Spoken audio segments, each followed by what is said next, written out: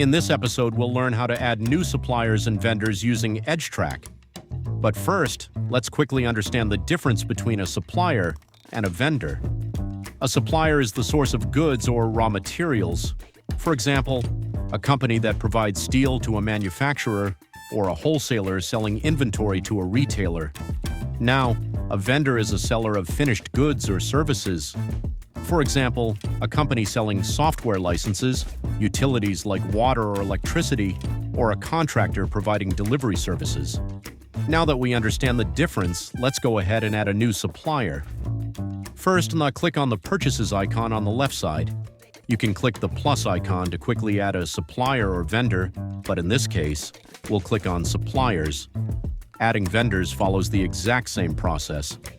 If this is your first supplier, you'll also see an Add Supplier button at the center of the screen, or you can click on the Add Supplier button at the top right.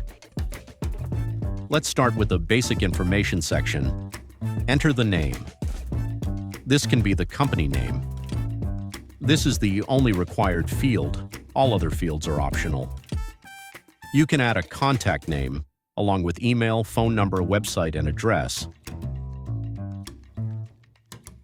Next, we have the financial information section.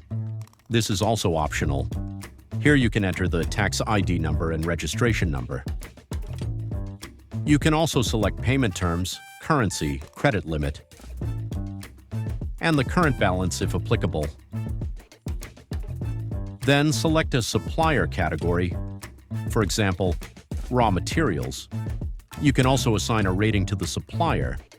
Also, you can add notes if needed. Finally, verify that the active option is selected. It has a check mark by default. Once everything looks good, click the Create Supplier button at the bottom right, and that's it. You now know how to add new suppliers or vendors using Edgetrack. Thanks for watching.